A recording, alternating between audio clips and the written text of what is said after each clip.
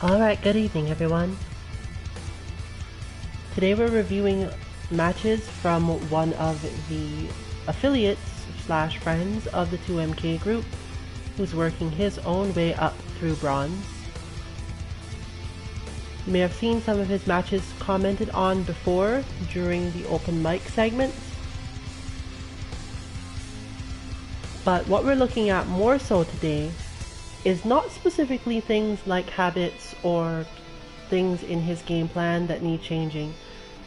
We're looking at how the bot can help him, which bot he should use to help him based on what we're seeing lately in his matches, and what he can do, if anything, to change the bots or change the point systems within the bots to benefit him more based on whatever holes we can see in his game. There we're going to be taking a look at probably a dozen matches, and we're not really paying attention to winning, losing, damage, none of those things. Our focus is entirely on where he does the correct thing versus where he is unable to do it due to either not having the muscle memory for it or not understanding exactly what it is that needs to be done in terms of spacing or otherwise. Now, he's definitely been training with KenBot, and what that gives him is not very much, because KenBot is one of our more so beginner bots, and it only gives you the ability to learn to use your anti-airs as a general thing. It could be an easy mistake to make to say to yourself, well, this character beat me, so I should check their bot. You're more so looking for what it is about the character that made things difficult for you. So for example, we're seeing the use of Ken's heavy kick Tatsu, and KenBot has this in abundance, so we know that there's a good chance that DeWolf has already dealt with this on some level. He does use a punish. It might not be the optimal one, but it might be the one that he's capable of doing, or the one that he's chosen to do. Therefore, we won't be looking at that. We're immediately seeing, though, that this particular Ken player is using that version of Tatsu, the medium version, and also occasionally jumping. However, so far it doesn't seem as if DeWolf has much problems dealing with this opponent. So it looks as if either KenBot has been helping, or this person just isn't one that gives him a lot of trouble. We're getting a couple low attacks. It's difficult to get a bot that teaches you to guard your legs, so that's not really an issue here.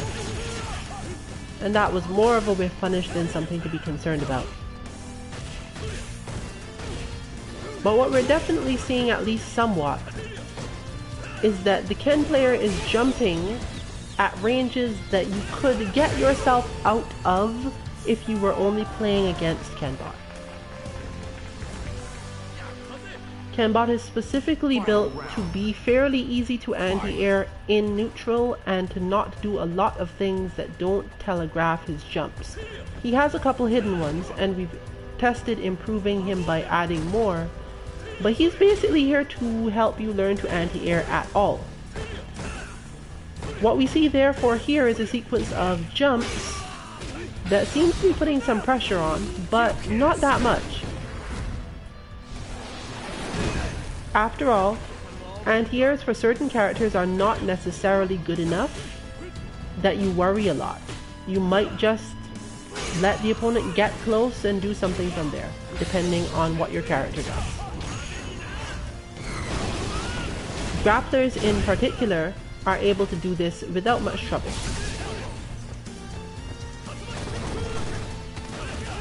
And there we see the lack of reaction to that one, possibly also trained well.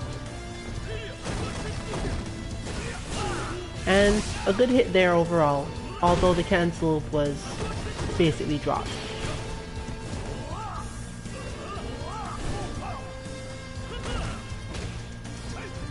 So overall, he was able to take care of a lot of the problems he normally has when fighting Ken, and we'll assume that the bot was helpful at least a bit in getting him to feel comfortable at certain ranges. As always, you can find our bots at 2-mk.org, and this broadcast is also being broadcast on the main 2MK channel, being restreamed with full permission from Amara 2_MK.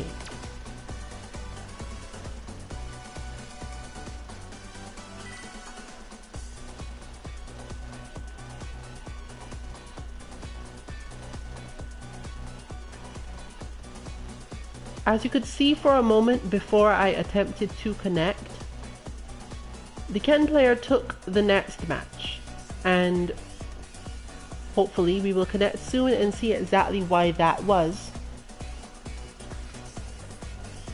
But the first thing I'll note overall is that if one wants to learn to handle jump-ins that are a bit closer to you or just more often than before, it is not the Ken bot that you want to deal with.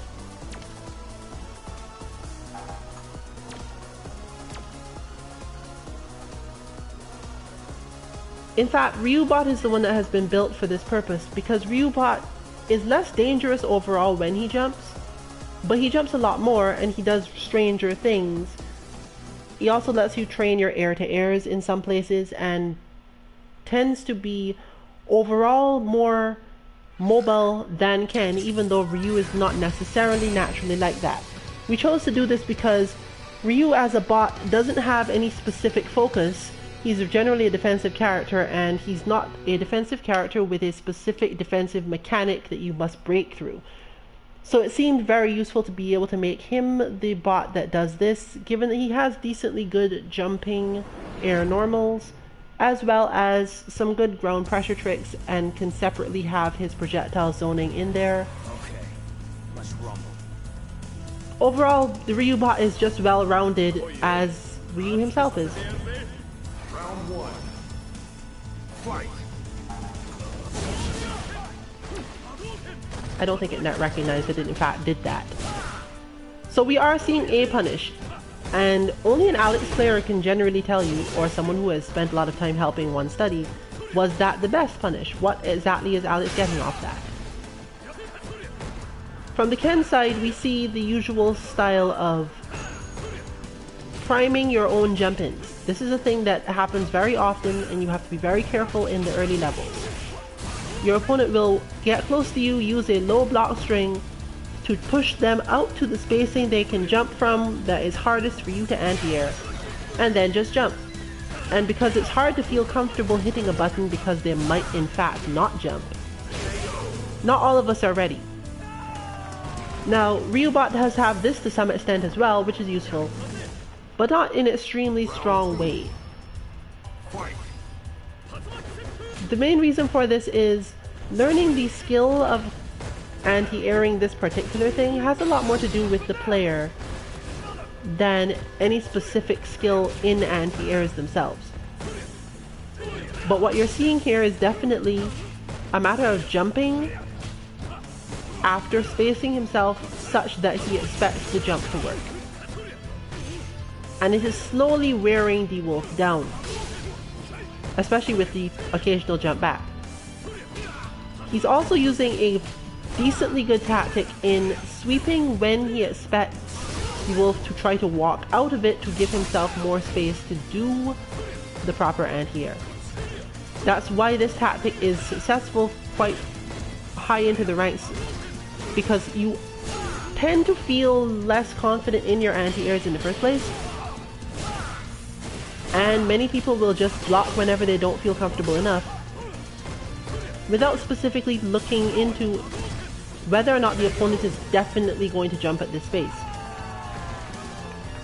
That said, it still wasn't a blow up, primarily because this particular Ken doesn't use any mix-ups in there. They just do this repeatedly and eventually hope that they'll land the jump in. But if they learn to adapt that tactic a little bit more, it can become a problem.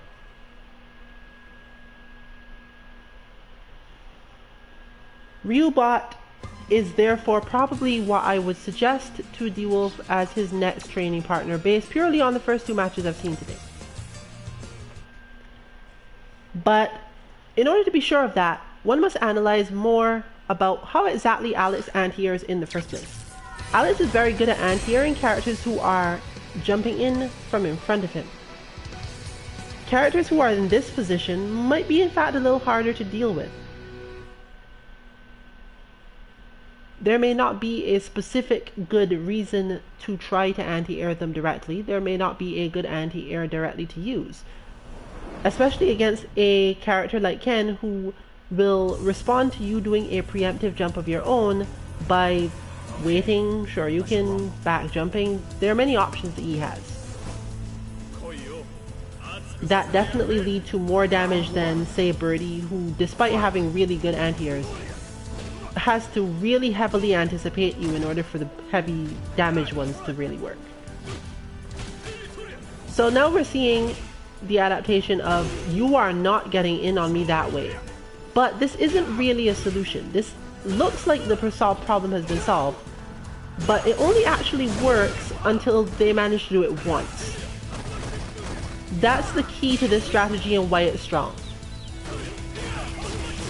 People jump a lot in this game at this level and at certain other levels depending on what character they're up against. Not specifically because you can't anti-air them or even do a lot of damage with the anti-air, but more so because it is a way to move closer to a range where anti-airing becomes difficult. So very aerially mobile characters, this is actually how they're designed to approach. You aren't supposed to be able to anti-air them all the time. What you're looking for is to do damage in such a way that they have to start the whole process over. And we're not seeing that happening here. D-Wolf is reacting to the process, but he's not putting the opponent back to a space where they have to do a lot of work to get back in. And that is really important in terms of how you choose your anti-airs as well. If you realize you have anti-air jab and you simply jab the opponent and stand where you were before, they will be close enough to basically start the process again without having taken much damage. So there's really no reason for them to be discouraged about jumping.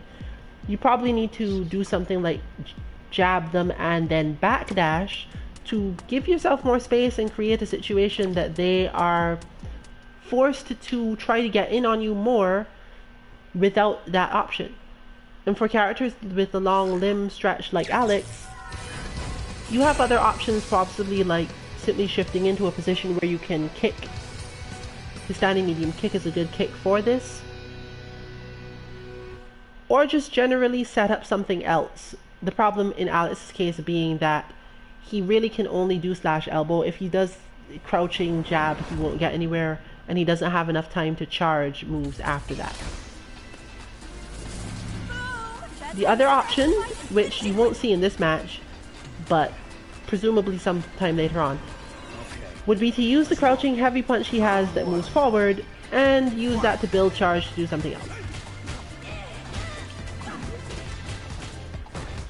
But we're seeing a poking game beginning here, which is a little bit strange for Laura, but everyone's style is a little different, and what they are able to do or not do can also be very different.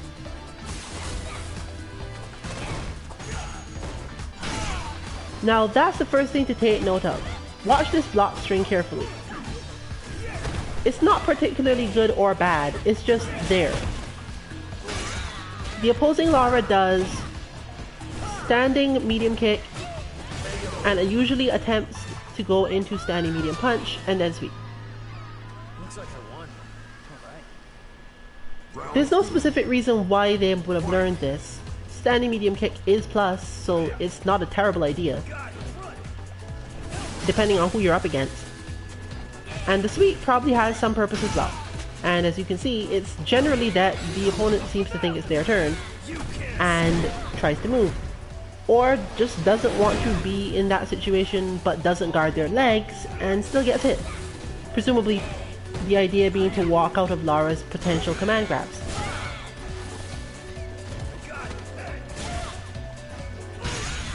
Now, as for how bots help you with this, it really is more so about dealing with opponents who know how to do particular block strings. And therefore, any given bot won't necessarily have one. Akuma bot, for example, should have one because this is actually a strong part of Akuma's game. And it's entirely possible that Lara bot needs to have one, or perhaps even that one, depending on how the frame data lines up, and whether or not that is actually a somehow safe thing to do. But it can't be a safe thing to do. Lara's sweep is not in fact safe enough for that to actually be a safe thing to do. The difficulty is in learning to recognize when a player is willing to do the same block string over and over. And bots are actually sort of good for this, even though technically they are repeating patterns that they must repeat. A bot doesn't have options, it just will do this, and you can get used to that. But when you make a new one, especially when you make a new one with properly hidden inputs and get used to the idea of this input leading into this other input causes a different thing, it forces your mind to recognize patterns at least until you have gotten used to a particular bot. If you find that your problem is pattern recognition, but that most of the rest of your game is okay, what you should probably do rather than train against any given bot is spend less time with a particular one, but put in all of them and rotate through them. This way you'll spend a lot of time learning different things that the bots can do from their sequences, particularly the more advanced ones.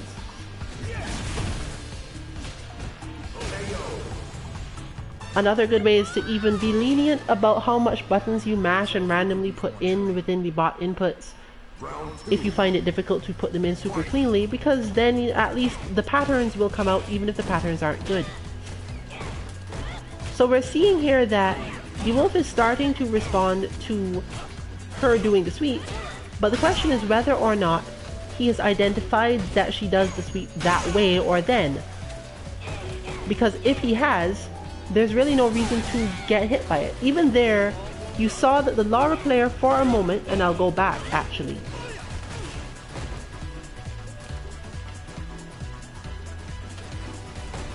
The Lara player for a moment does this, comes in and does it again, and doesn't do the sweep.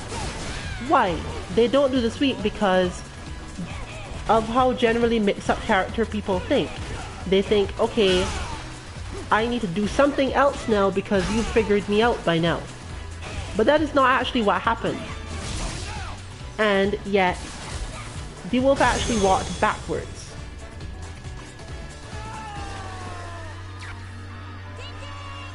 And that was basically a very pretty finish, if nothing else. So, and the fact that he walked backwards means that he would have been hit by the sweep yet again. And they did mix it up later. They did hit different buttons after the... just to mix things up a little bit. But most of the things they hit overall would probably have been blockable. Yet he still hits the buttons and he still pushes on in the exact same way. This player really does just basically jump in and use that block string the entire time. And get away with it. So, in terms of things like the bots, pattern recognition, muscle memory reactions, those sort of things, it's sometimes hard to forget that Bronze tier is full of this. This is how Bronze tier players often play. If you are not playing at this level, there are two possibilities. Either you actually are and don't realize it, and that's why you're losing and need to rewatch some of your own matches, or you have the misfortune of continually meeting really awesome players who are stuck in bronze because they, like you, keep meeting really awesome players, and therefore the points just move between them and no one actually ranks up. it's been known to happen. The pyramid style of ranking system that Capcom uses makes it entirely possible for some unfortunate soul to be stuck in bronze, a whole set of unfortunate souls to be stuck in bronze, purely because they keep on meeting all the other good but unfortunate souls stuck in bronze, and not actually beating on all of those people with a more than 50% win rate. Or just getting pinged by some silver player that they weren't prepared for. It can be very demoralizing. And that's also part of the reason why you need to just spend some time looking at rematches and replays. Take every rematch you can get, even if it felt terrible, so that you can get more replays to watch later and figure out why it felt so terrible.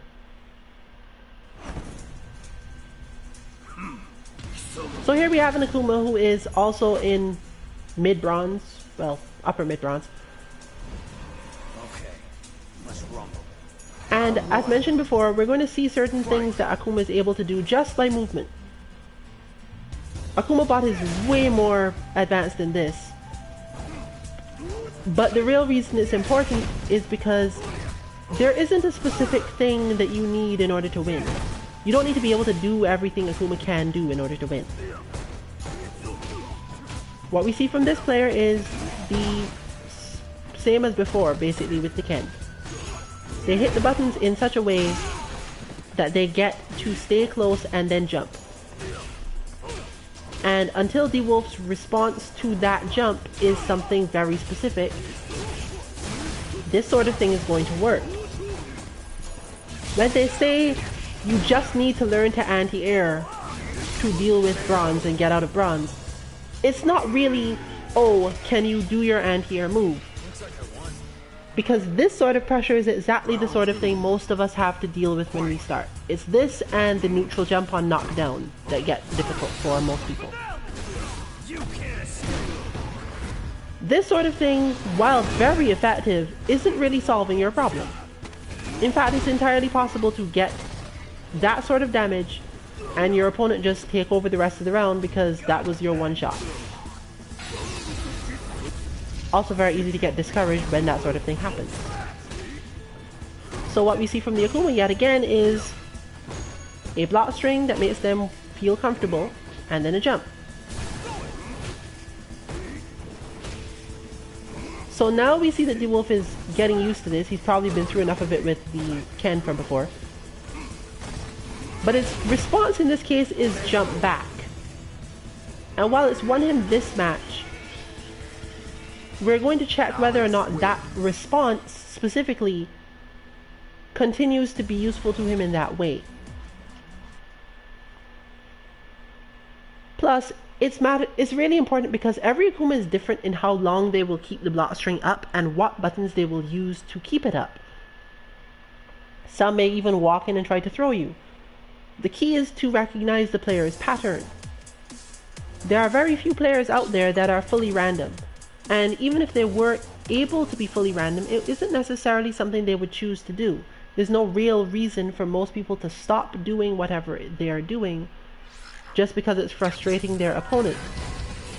If it's cheap or somehow unstoppable, that's a fault of the game. Generally, the consensus is that this game, while definitely explosive, is not unbalanced enough that you find yourself facing too many things that just can be done repeatedly to kill you. Everyone's looking for their opening to hit you really hard and kill you, but not so much I can keep doing the same thing for basically the entire round until you die and you can do very little about it.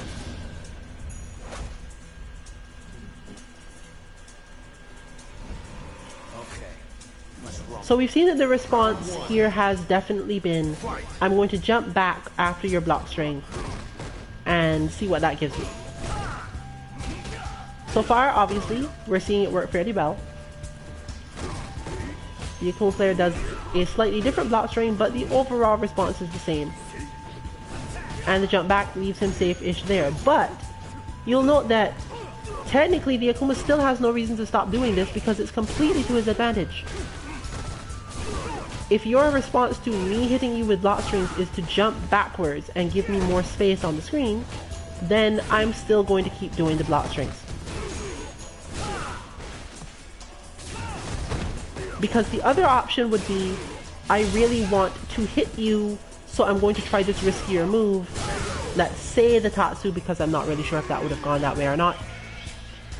But there's no real reason for the player to do that either. It doesn't help them. Except if on the hardest of reads, as we say. So he's expecting the jump back but not getting it. And since the wolf doesn't really want to do the jump back in the first place, he immediately stops as soon as he can. As soon as it's okay for him to stop doing the jump back, he realizes the opponent is now trying to adapt. He stops. And it's very effective. By throwing back in the jump back at particular times, you can get them to convince that you are still trying to do that and keep them in a particular mode. This is a heavy concept for most people to keep in their mind while fighting, but there are certain methods of conditioning opponents that work for a very long time, primarily because when you meet a new opponent, you don't really know how strong that opponent is. And it's easy to fall into the trap of thinking that your opponent is thinking a certain way, and as a result make actions based on they are this type of person, they are this type of player, some indication that you think means this thing about them. One good example of this is a trick that Shoto players can often use. When you have a move that leaves the opponent close and can be punished by a jab into a combo, but you have the chance of dropping the combo, or even if you don't really, but the combo just doesn't hit that hard, and you're confident in your ability to do shoryukens, just do light shoryuken as a punish. Unless you know for sure that your light punch combo is going to lead into anything else, meaty wise or similar, there's no reason for you to do that. If you do the light shoryuken, however, there are many players who will become conditioned to the idea that you like to shoryuken in general and let up on you in pressure because they are trying to bait it. So by simply punishing them or doing a shoryuken where you're pretty sure that they're in a block string but not a tight one, you can give them the impression that you want to shoryuken a lot, and therefore trick them into playing an entirely different way than you would otherwise want. So once again, I find myself thinking that the wolf really needs to look into dealing with Ryubot as a more general thing. Because he's taking a lot of damage in this match, simply because his opponent is not staying still. There's no clear, direct way for Alex to attack, and his reactions to the forward jumps that occasionally come in. It's very uncomfortable for an Alex player to go, okay, I'm going to do the air knee drop now because you jumped back and you usually jump forward. Because if you don't jump forward, then Alex is the one that takes main damage. So you'll see that he spends a lot of this match not really expecting that and not really reacting to it. Round 2. Fight. In situations like this, you might even be better off just losing the other way. This is also an important skill / mindset to put into your game. If you are losing anyway, lose doing the thing that probably would make the most sense, or the thing you need the most practice doing under pressure.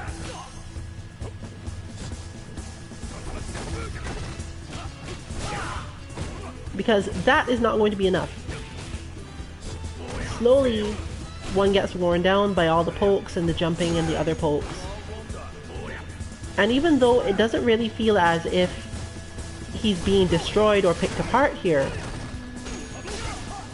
you can't really say that's not what's happening, because the main reason that the Ryu player in this case is not straight up winning is because they do that as their response to pressure or to punishes. They don't necessarily know a lot of punishes, and they're being surprisingly effective by just doing jabs and shorts. Hit like kick, hit like punch, move back and forth. Were they more aware of their punishes, or even just general tendencies, they could have probably gotten a lot more damage by now, and he would have lost way, way worse.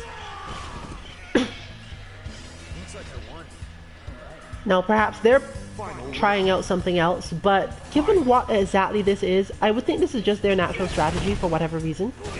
And it doesn't seem like a total waste. When you're that mobile, jumping back and forth like that, especially at that range, the only thing that really does hurt you is someone being really on point with their anti-airs.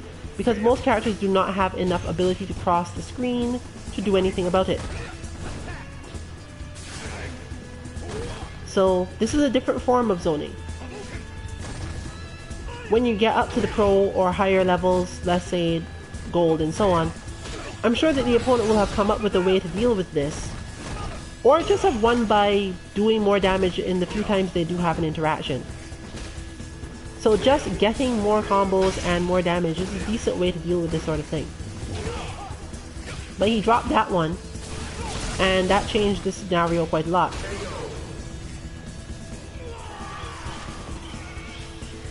So, you could argue, well, that player was not very effective. But you can't necessarily say that player wasn't very good. Because good in this case is executing what they set out to do. What they set out to do might not have been enough to win, but they could always work on those parts of it. If they're simply testing the amount of jumping back and forward they can get away with, I would say it was a successful test.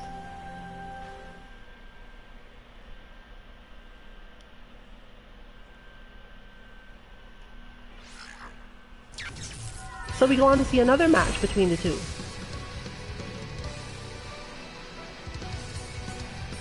And once again, you'll note that this player is in Super Bronze, Mid Bronze basically.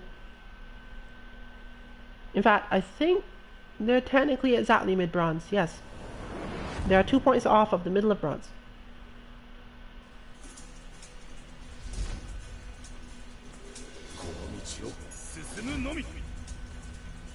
So one could question, is this a playstyle that works?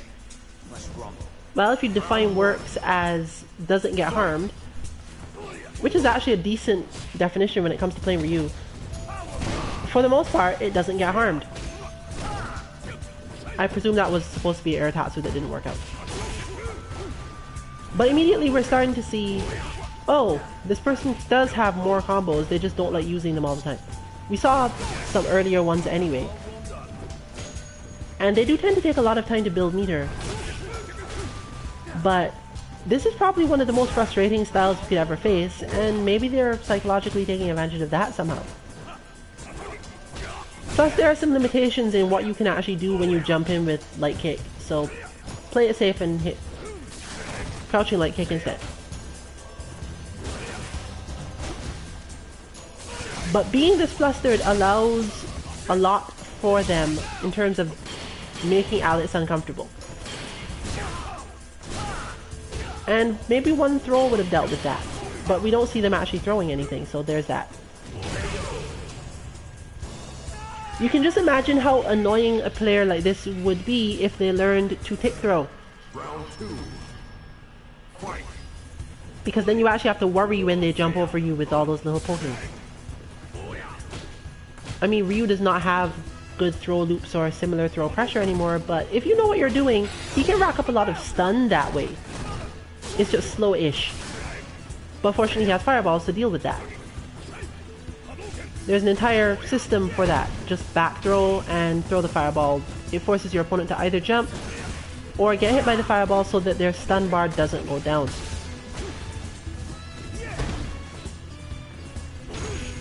Unfortunately, you have to be pretty on point because fireballs don't reset the stun bar for long.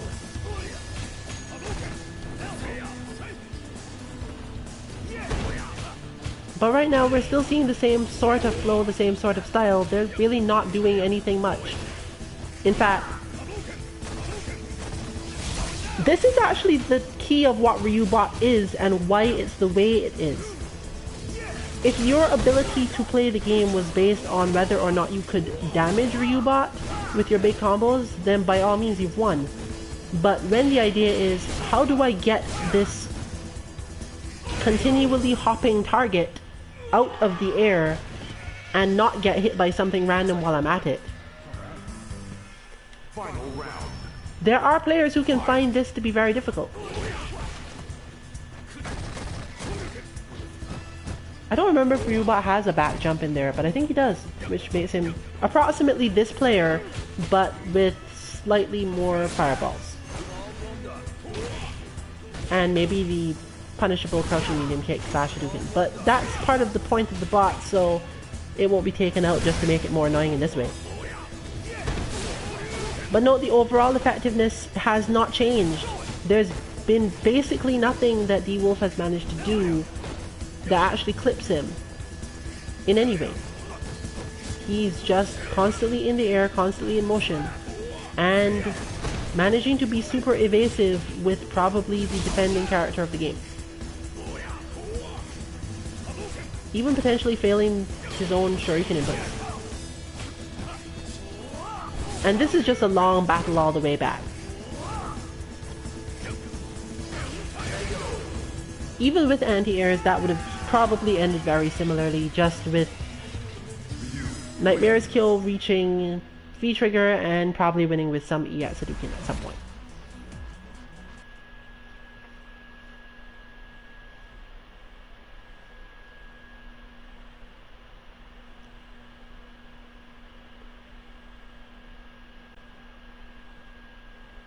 So for me, what I'm taking from this as our bot designer is that the choice to make Ryubot in the way he was made might not have been such a terrible choice relative to options. Basically, he was supposed to just hold that place in the bots list, and maybe if another character came along that did something that did less and he became the better choice for some other aspect of him, he might have been changed entirely. But by then someone might have been used to him and that would have been stressful in some way. So I was sort of hoping that no such character would appear. But here we have this person, as we said before, actually ranking up here. And based on their level, they haven't done anything other than level Ryu, so this is probably a core strategy for them. But can you fault it if you can't figure out how to beat it? Okay, let's rumble. Round one. Probably the main person who would have any success is opposing Vega or Bison. And that's where character matchups versus styles come in. This person's style dies almost immediately to Vega and Bison. To some extent, probably also dies immediately to Balrog. So regardless of whether or not you speak Japanese or English, this person loses to Vega, Bison, and Balrog. But why would they lose? They lose because those characters are able to take advantage of the fact that they can cross the entire screen and easily attack people who are in the air, as long as the people stay in the air too long. As long as you're constantly getting into the air, those three characters with a little bit of timing will take you out.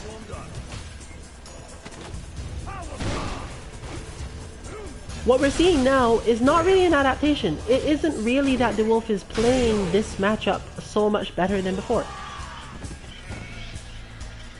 It's simply that the other player is moving at slightly different timings and the rhythm is off.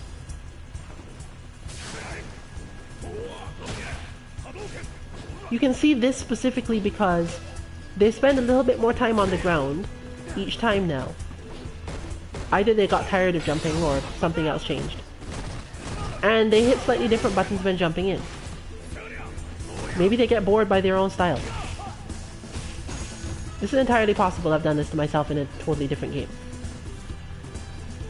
So they're moving around and they're doing different things and attempting to approach in different ways, rather than just repeating the same quote-unquote tired old thing that was winning before.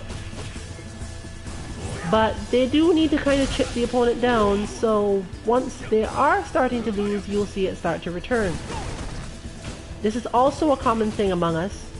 We will try out new things when we feel as if the opponent is not necessarily able to stop us from doing our main thing, and then when they start to actually do damage or something, switch back to said main thing to finish them off. It is both slightly a complacent way of looking at the game and a good way to learn, so one can't really fault it, but it can be a little weird.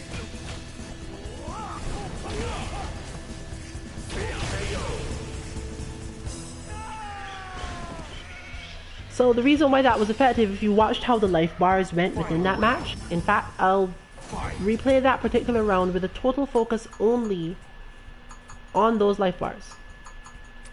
And I might as well take the key display on while I'm at it here. So immediately we see that the Ryu player starts to move a little differently. Not a lot, but differently enough to give the wolf a chance of seeing where he's going. He has different buttons, he gets pushed into different situations, could have been in more trouble if that missed, if that had hit, but he's basically only interacted successfully twice, and that's now 3 times. So now he has the life lead, so he has the option of walking and attempting to do things like axe kick. Things aren't too bad yet. But life went down, things stayed even, there was a chance of losing. And we see no more walking, we see very little forms of axe kick or similar. We see the exact flows as we had before, except with more Hadoukens thrown in to probably make use of the remaining V trigger. So jump, and jump again, jump back, move back, throw fireballs. He still has the life lead, he's still looking as if he's going to win, but not taking any chances at this point.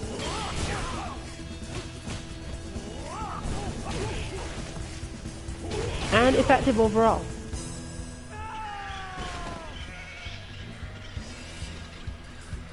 Now while that was a little ambiguous, this next round is less so. They're immediately back to the exact same flow, except that they use the jumping medium kick after the block string.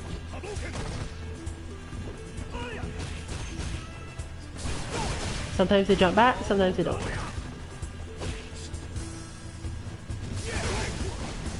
And we've seen that move before as well. I'm not sure if they intended to do that, but probably. But if you look at it from the strictest sense, they were better off not doing it. This is a Ryu that would have been more effective in this round had he not thrown a Shoryuken, had he continued to do the exact same thing that he had been doing the entire time. Doing all this extra stuff is not leading anywhere positive. So now he's entirely in danger of losing, but not terribly so, because even though his pattern has been figured out, the wolf hasn't really been able to capitalize on that. He sees when things happen, but that doesn't make his aim better. It doesn't make the moves that Alex is able to do any better with regards to distance, and therefore you can't even blame the aim, he simply can't make it the entire way. Alex wins.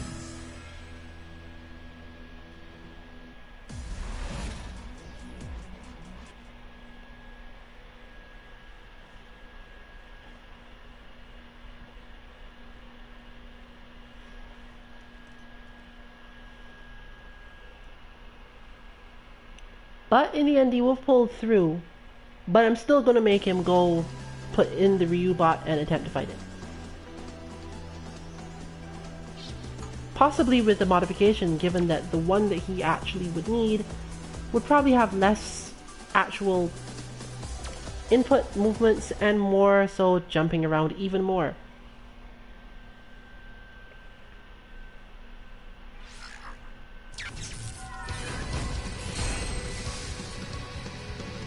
So we're looking at another Ryu, also in bronze but almost out of it.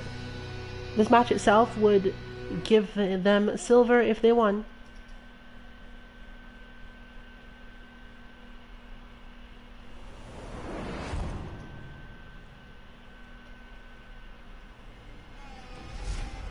And in original costume at that.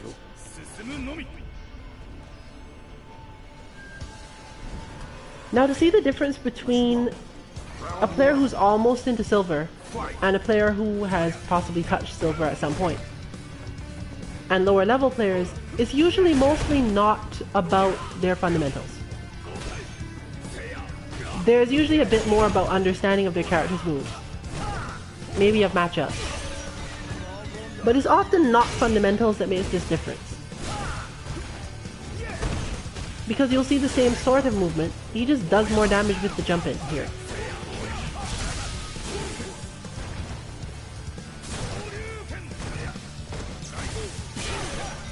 Because one can rely on players in bronze to give you a lot of opportunities to do your damage, and therefore learning to do a lot of damage is really helpful. But you'll hit the wall where people have learned defense, and when people have learned defense, your ability to do damage to them drastically drops because of the amount of situations they'll put themselves in where you can actually damage them. You'll notice a very similar trend here actually, in that D-Wolf is more so lacking timings where he could actually hit this Ryu than any particular other problem with the interactions. He's still doing mostly the safe or correct things. The match isn't whizzing by in the Ryu doing massive damage. It is simply that when he does drop his combo, it takes a while before he gets another chance to do one.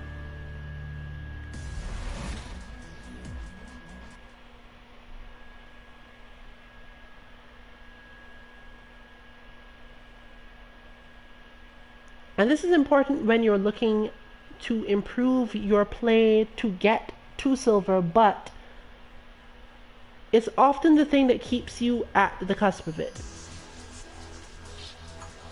You can either have the problem of not having trained your combos enough, and therefore where you do get all the chances in the world, but don't do enough damage.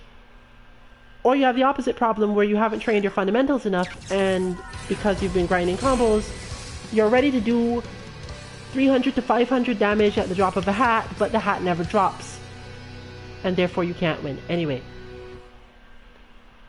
we're going to look at these two matches more in depth in terms of damage done and damage taken after this, so these will actually be repeated before I go into some basics of Ryubot and why it will be used in the way it is.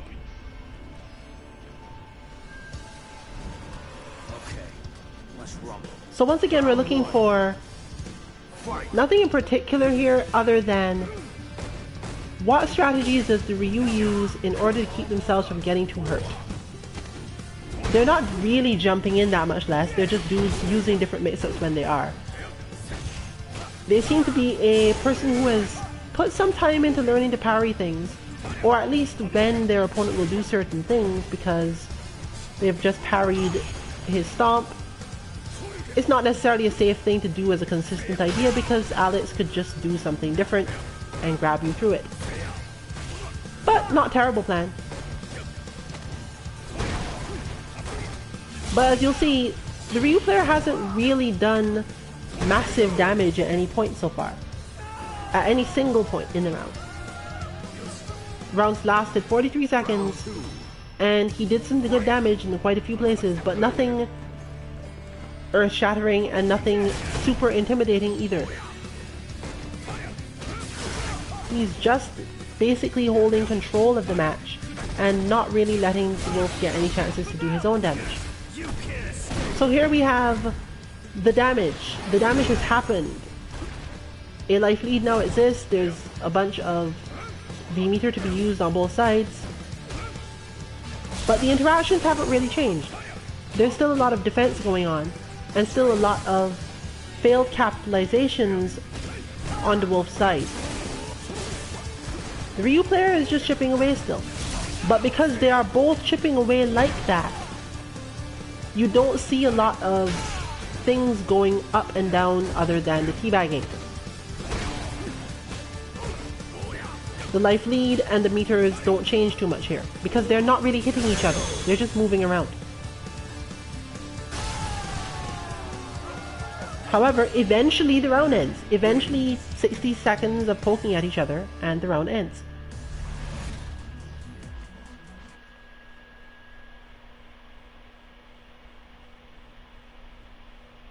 This is another reason why Ryubot is built in the way it is. All bots are generally built such that if they could do a massive amount of damage to you, they don't. There are only two bots whose express purpose is to do high amounts of damage to you, and one of those is still in development.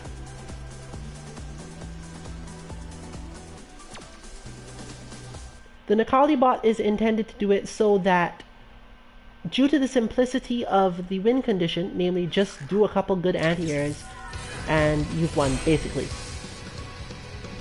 Oh, and of course that you must do the anti-airs and not block.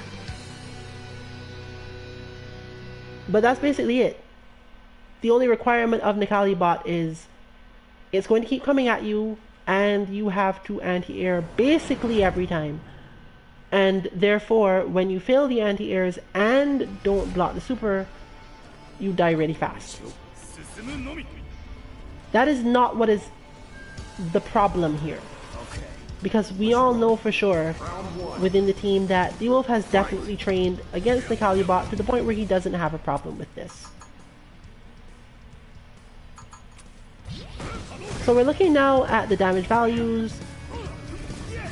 They're a little bit hard to see on stream sometimes, but we're basically looking to see if we see any damage over 200 at pretty much any point. So far, none of that has happened except there. So we've seen one 200 damage interaction, and there's the second. Now this is where the Ryu player did do explosive damage, and it did definitely help them because it put a ton of stun, but it was in the corner. It was specifically set up to be done that way, and it could have been relatively easily blocked.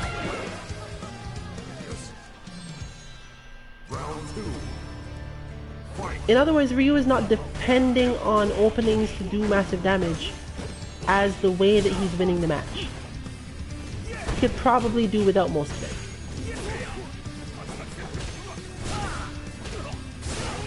And a lot of this comes from just counter hit damage as well. So they spend a lot of time moving around, poking, and generally missing each other.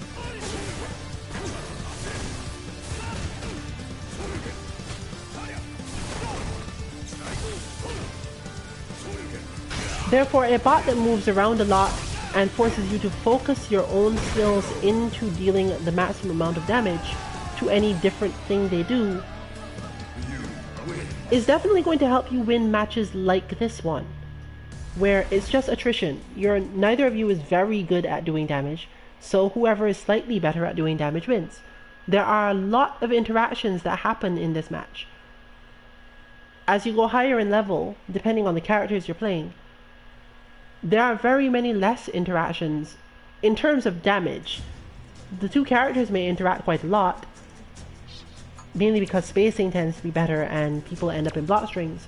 But in terms of actually doing damage to each other, it doesn't tend to be a lot of small pokes. You definitely are looking for footsie characters if you're expecting to see that.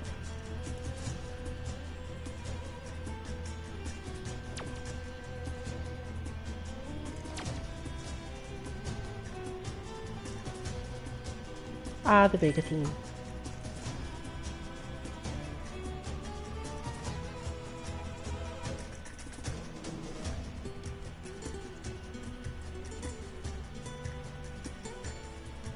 Looks like we're being a little discouraged from loading up this particular replay once more.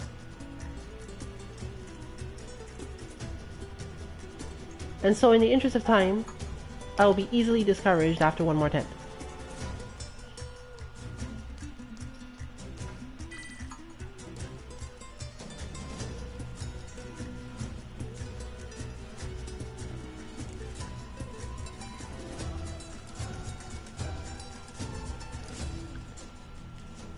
A small primer for those who have not yet attempted to input the Ryu bot, since I will not actually be doing too much on stream, but since I'll be co-opting Amara's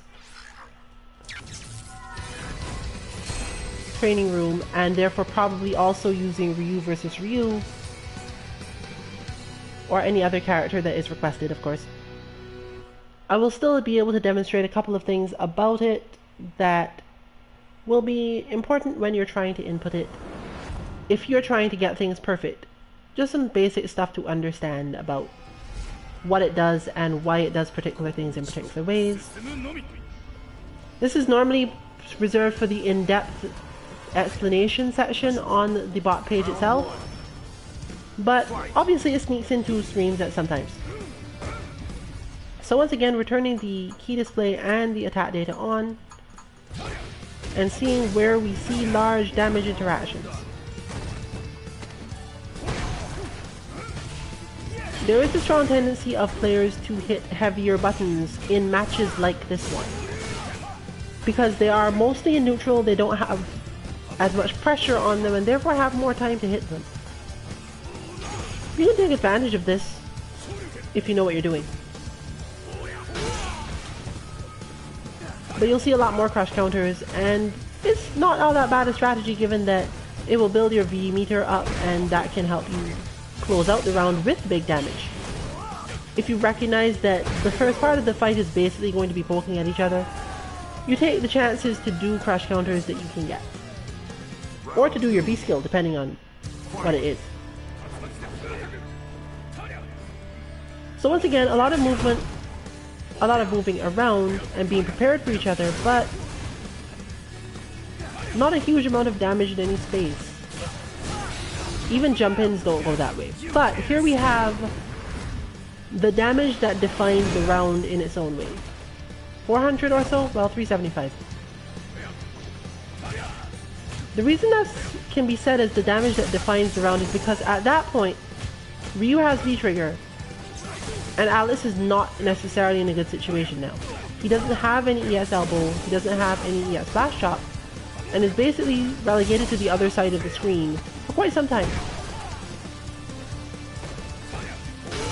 Allowing Ryu to keep the pressure on to the point of teabagging and prepare for whatever is necessary to finish it out. In this case, a simple EX Hadouken. So despite the fact that one player managed to land a full combo into super on the other mid-round, the fight still took 60 seconds. Literally the sort of match that if one were to be using that option, because I've been in a couple matches where for some reason someone thought that the timer should be at 60. That would have basically been down to the wire. An interesting thing.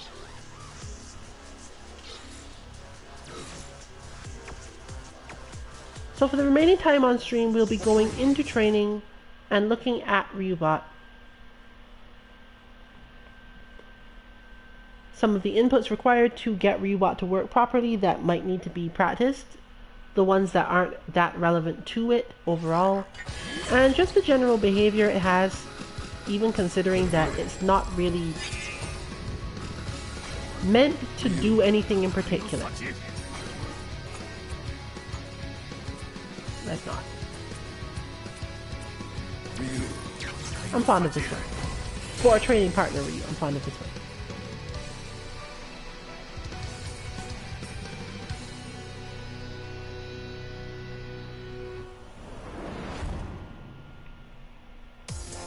So before I turn the bot on, there's a very specific thing that it does that often needs to be practiced if you want to put it in perfectly.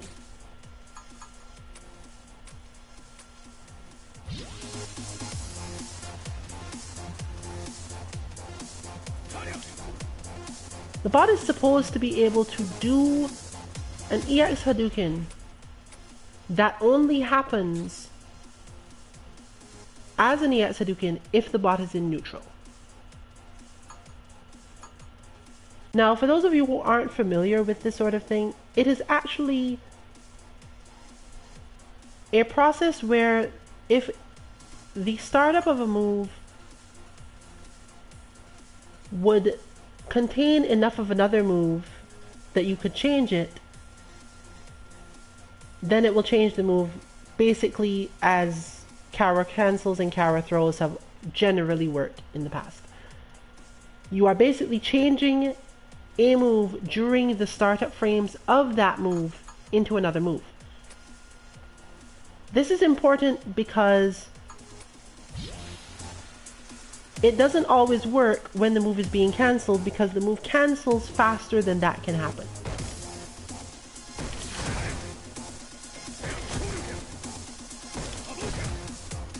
So obviously if you do this combo, you're cancelling the crouching medium kick into the Hadouken. If you do it that way, you obviously cancel the crouching medium kick into an EX Hadouken. But you'll note what I'm doing here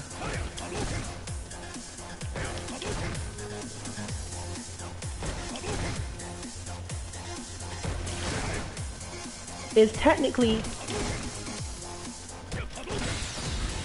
hitting the light punch one frame before, well, generally one frame before, it's not always perfect.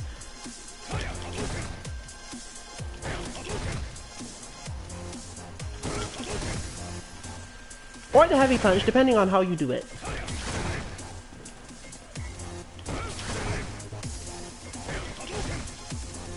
And this is relatively difficult to do depending on where your buttons are on your controller and how used you are to pressing these things. Now if you do this quite correctly, you get Daigo's Super Hadouken.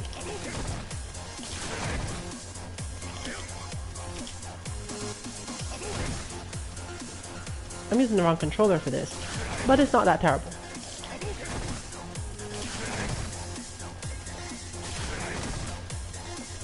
That's the correct version of this.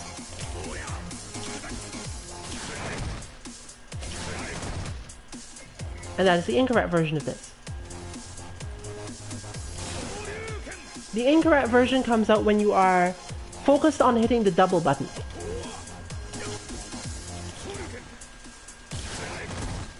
Because it is possible to hit the buttons so quickly that they come out like that regardless. Ugh.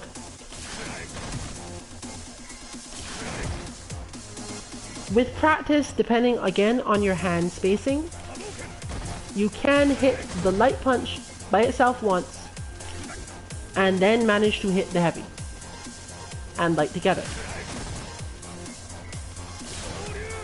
Again, depends heavily on your hand spacing and a lot of practice. If you're off by one frame, it fails entirely. You can also test this by setting a triple punch button that you hit slightly after, but many people don't see this as useful.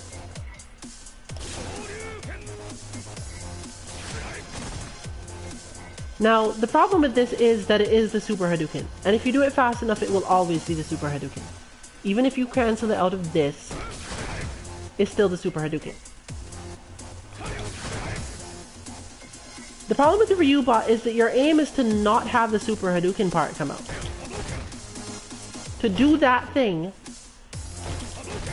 and only get the Hadouken. The inputs should look the same, but only a normal Hadouken will come out. This is very difficult.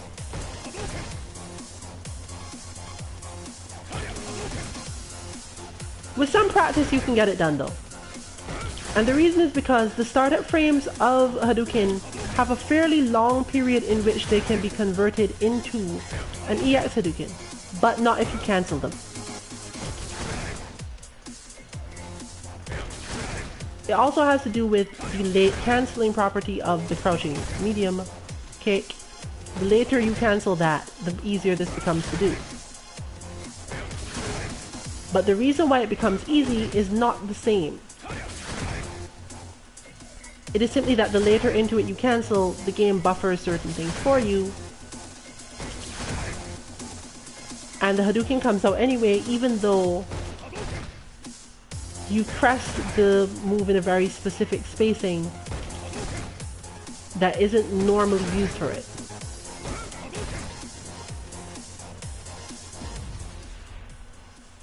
The reason this is important for the bot is because if you do it exactly right, there are situations in which it will buffer the medium kick for you and still cause that to come out when it plays back. In other words, something about the medium kick's input takes longer to come out. In the bot's case, it's because of having a button before that, and that button also could have gone down the whole chain. But the overall effect is Ryubot will be able to throw EX Hadoukens only in almost all cases in neutral, and regular Hadoukens only in almost all cases where you block the crouching medium kick. This is not something that specifically needs to be done in order for the bot to be good. It's simply that the bot will only be able to fulfill one of its goals at a time because of the point system and what is being done here. So in DeWolf's case, I would flatly tell him not to worry about that. Simply do the crouching medium kick into regular Hadouken input, because his character doesn't desperately need to be able to parry EX Hadoukens often enough that he must care to parry or get rid of them in some way.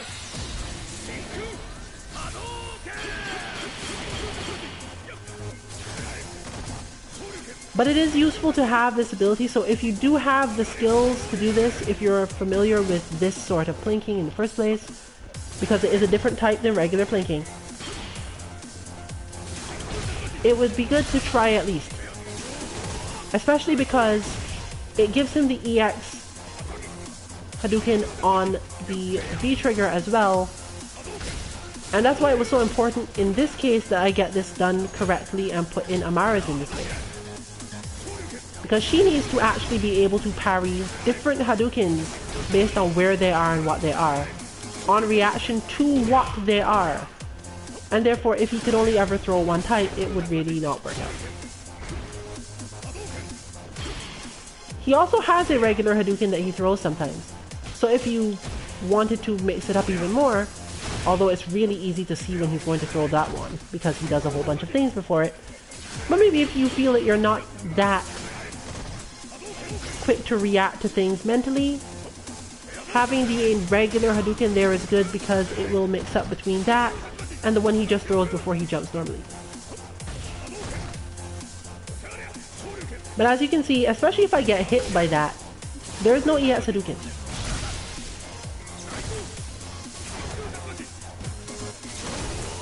But if it whiffs, then there is an EX Hadouken.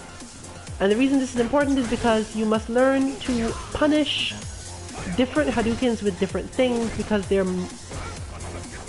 frame data is about 1 frame different. So if that crouching medium kick whiffs at all, an EX Hadouken will follow it. But if it doesn't, a regular Hadouken should follow it. There are situations where the regular Hadouken will not follow it, but I won't go into those in the scope of this particular thing.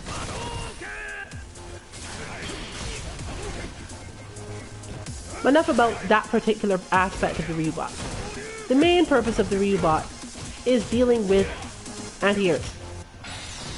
And that seems easy because he jumps a lot, so you could just anti-air whenever you wanted. With a lot of things. But you can make it harder for yourself by saying, I must anti-air with this particular anti-air.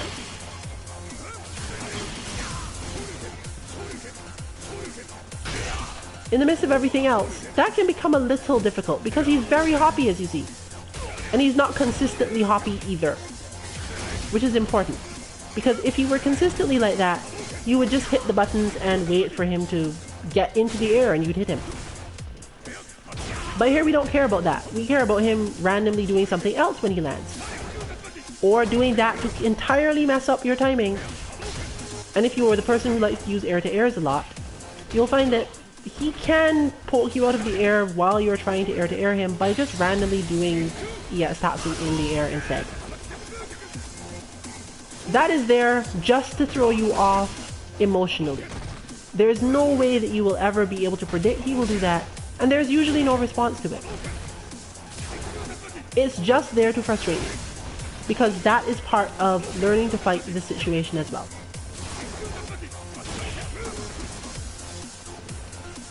It is also a way for the bot to get a little bit of damage on you regardless of how you play. If you get super defensive and try to do everything that way because he doesn't have an innate throw in...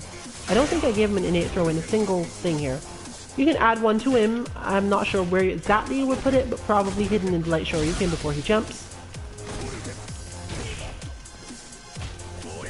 So while you're dealing with all this hoppiness and the light shoryuken itself and the various other shoryukens he does, you're still facing the possibility that he'll just do EX Tatsu instead of jumping normally, and you won't be able to do much. And this is exactly what the Wolf needs. He needs to have to deal with a Ryu who does that, who just jumps over his head even though he's doing perfectly well in neutral. Or throws a regular Hadouken and then does that, jumps in. The key here is that the jump-ins don't hurt. He's specifically built so that the jump-ins don't hurt. While I could have given him a jump-in medium kick, which might feel as if it was much more important because that is a button you need to learn to anti-air, Ryu's jumping medium kick has been nerfed to the point where it is not too difficult to anti-air it with grounded buttons. If you're having problems with that, you should probably just give yourself a different timing altogether for that. Or have someone else help you out with it if you don't want to disrupt the bot. There's not a particularly good place to put the medium kick. You can somewhat get it from him if you take out certain things, but it wouldn't necessarily be in your best interest. Unlike other bots where you can definitely take your time and do various things. So here the feeling is, okay, well, I can handle him because as long as I'm here and he jumps, I'm free to uppercut him. I have all the time in the world. That is completely true. And he's obliging me by showing that off. It's practically effortless. And it's supposed to be practically effortless. But now, this is a little more effort. Because, yes, you could just randomly do your uppercut. But you haven't really anti-aired him then, first of all. And secondly, he does have the capacity to just hurt you. Now, if you are the sort of person like me who has played these sort of games long enough that what they call a cross-cut DP is no difficulty for you, then him jumping over your head is it does not mean anything in terms of can I anti-air him or not. But it is difficult for many people to do, and even I will still end up hitting jabs sometimes. Fortunately, again, he's not really built to be devastating in that way. But he can do that. He's being very obliging in terms of demonstrations today. He can just jump over you and immediately shoryuken. Unfortunately, it's light shoryuken and that didn't get invincibility to strikes and therefore it won't help you, because you could still hit him. But one, you wouldn't have anti-aired, and two, if you reacted anywhere slightly too slowly, you're still getting hit. So if your reasoning is, I'll just be on point ready to do my anti-air all the time, you may not get as much out of this bot. That's why the other point systems are there and you have to pay attention to them. Why you're supposed to pay attention to them. He is here to help you train anti-airs. But if you tell yourself, well, I'm taking all my points from the anti-airs then, this is easy, then you may not be ready. And also, if you have a hard enough anti-air to do, or just don't feel comfortable doing it, he will help you become comfortable. And by the time it feels easy, you could then question, is it really that hard against other people? And if not, if it has become the point where you are just looking for the jump all the time and ready, then great, because the bot will have accomplished its mission. But obviously he's not very dashy, he doesn't use a lot of mobility other than that. And there's a lot of times where you could do practically the same anti-air and hit him out of the Tatsu or something as well. But mostly, characters who have really, really good anti-airs don't need to train with Ryubot. Ryubot is the bringer of suffering to people who have to use things like axe kick anti-airs, and back heavy kick of any other form. And if you find yourself thinking, well, I don't want to play a character like that, but you still want to try to make Ryubot a little bit hard for you and not just get all easy anti-air points, try that. Limit yourself to one not so easy anti-air and use that one. And furthermore, recognize when you can't use that one. For example, Ryu here trying to anti-air him with crouching heavy punch. That is a different matter altogether. You can get it done, and you should be able to get it done. That's properly. In terms of design, that is something you're supposed to just be able to do. But positioning yourself for that specific one every time, and being ready if he just happens to jump again. Because you can't just hit the button because he didn't. It's not a safe button if he happens to block it, which is unlikely, but he can do it. If he happens to block it, then you're in trouble. But if he's hoppy like this, then it's easy to get the point. It's easy to see things. But that's the point, as we demonstrated before in the matches. Because the sort of player that Ryubot is meant to help you defeat is the sort of player who does exactly that sort of thing and makes you think about it. So you can easily tell whether or not you need to fight Ryubot at all. There are many of us that can skip Ryu and Nikali bot because either the anti-air of our character is good, we are really used to anti-airing and some other problem is in there, or we easily recognize opponent patterns and don't worry ourselves about that sort of thing in the first place. But the moment you find yourself letting someone jump on you because they got in a little block string and got too close or whatever, while Ryubot will not necessarily help you there immediately, he's not about timing. He's about priming your mind to always be ready for the jump. Which is a fine way to learn against that sort of player because, for the most part, they jump in a pattern. And when they break the pattern, hopefully by then you've done enough damage that it doesn't matter. You could even learn to use your most damaging anti-air as a way of solving the problem. But if you're a Ryu player and you're trying to do this with Axe Kick, you'll recognize that it's not really the easiest thing to do. Because it is entirely possible for your opponent to go over. Yet at other times, Axe Kick is exactly what you need to do because let's say you're fighting Bison and you're trying to anti-air something that isn't specifically a jump. He may be able to bait you into certain other things. And you'd want a move that basically recovers fast enough and is safe enough on block that if you mess it up in some way, or you get what you feel is tricked, then you're still safe. This is actually specific to Ryu in a lot of ways, because this is the button Ryu uses to stop specifically ambiguous cross-ups, or to escape them in certain cases. Because you'll note that even for this particular Ryu bot, Axe Kick has a very high tendency based on the way its hitboxes are to either hit someone out of their very ridiculously ambiguous cross-up or cause Ryu to not get hit himself. And if you do it early enough, at the very least you've probably managed to throw them off. They might be really mashy though. And there's a specific way to hold the button to cause that to happen, and a bunch of other things you can put to use. So there is a reason to learn to do this thing. In fact, you can even learn to do it such that it auto-corrects, which is sort of ridiculous in that you will have hit back heavy kick, back will become forward, and you'll still do the heavy kick in that direction, the axe kick itself. It's very useful.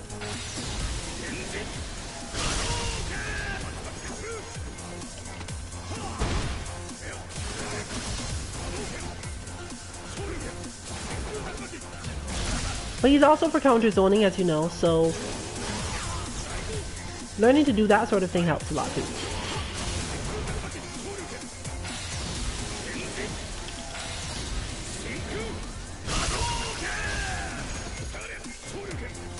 And for those of you who didn't know, that is actually one more hit.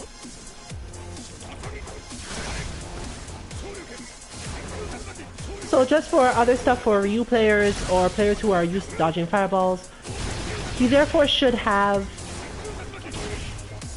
all 4 types of fireball, because of the cancels should make him activate the trigger just often enough that you have to care.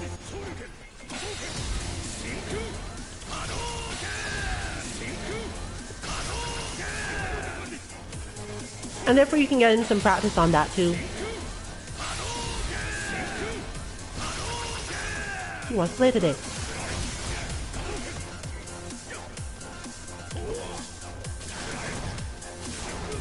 There is one more important thing about it that you have just witnessed but might not have recognized. When Ryu throws a normal Hadouken, it will change his jump-in timing. It's not very easy to see, but it's a really important part of the bot.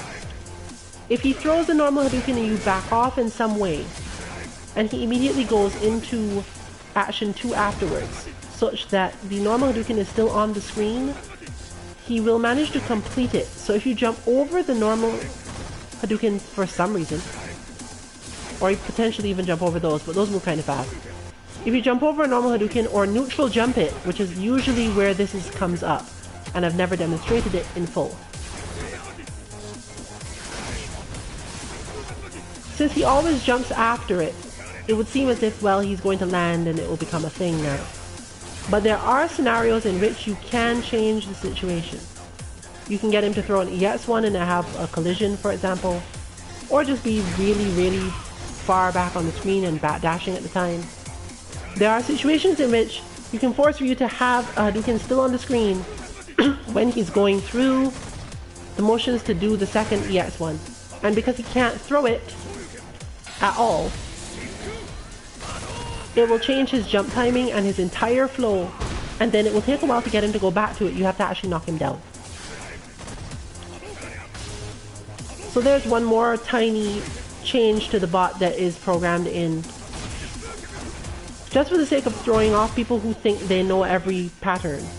Unfortunately, this won't be available to people who generally cannot input the originally mentioned somewhat plinked version of the Hadouken. For those of us who have parries,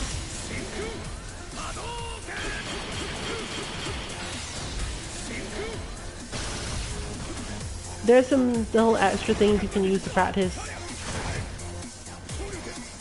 And he was definitely given enough of a tell for his EX Hadouken to give you that much space. But you could probably learn to do it without it.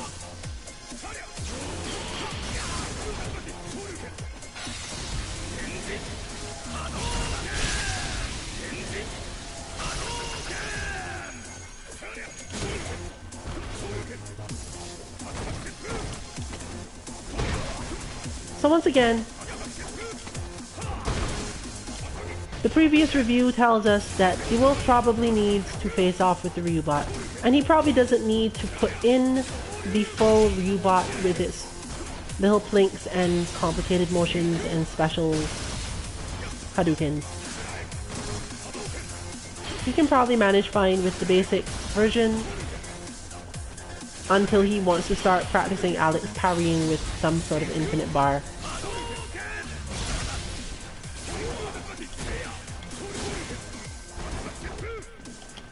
Other things that Ryubot is for, briefly, Kenbot doesn't actually contain a light punch Shoryuken. This is important because crush counter punishing light punch Shoryukens in neutral is actually fairly difficult. And this can mean a lot because it allows players at maximum dash range of your character to simply use light punch Shoryuken against characters who have good dashes but don't innately have good buttons. This doesn't often come up, but there are a few characters in the game that are exactly like that, where you can stand right here and expect they're going to dash and just Shoryuken.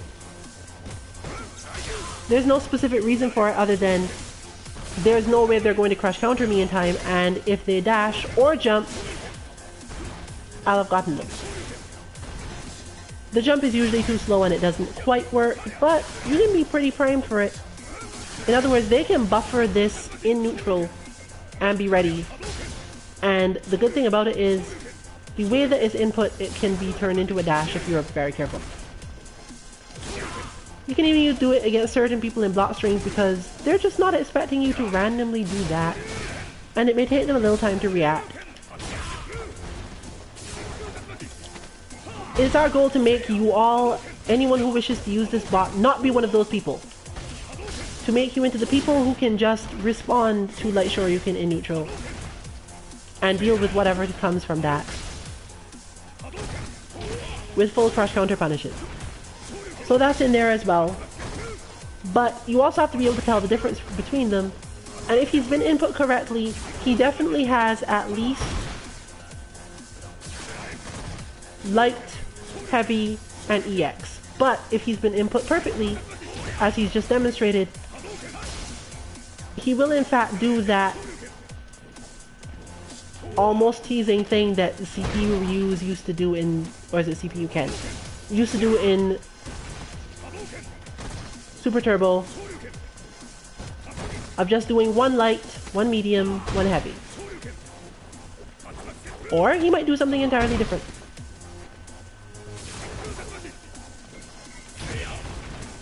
And as you can see, there is a very specific timing in which you can get him to just jump without throwing any Hadoukens at all.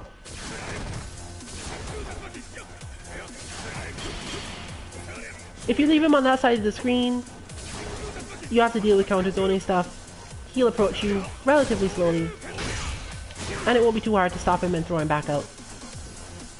But this is why technically you shouldn't be getting points for punishing his heavy or EX Shoryukens. You only get points generally for punishing the light one as you go forward.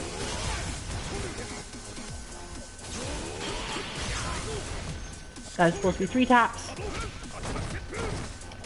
And no more than 3 taps.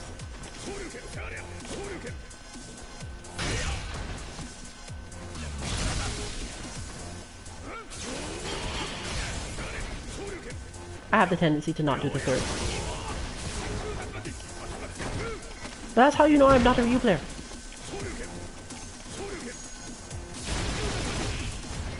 But always remember, even though a bot has a point system, the point system is there to help you understand what the goals are.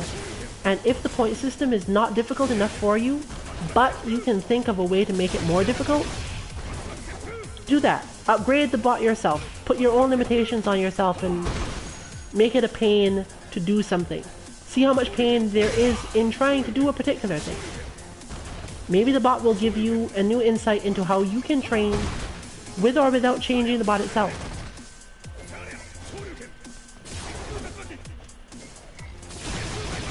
So with that, I wish you luck.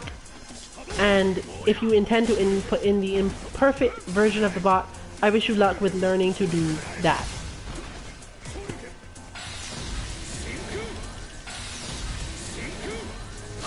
Ryu says goodnight by way of the largest possible fireball clash. Wait, no, I'm wrong. It's one short. I have no Sage Jam level segues for one short, so I'll just bid you all good night.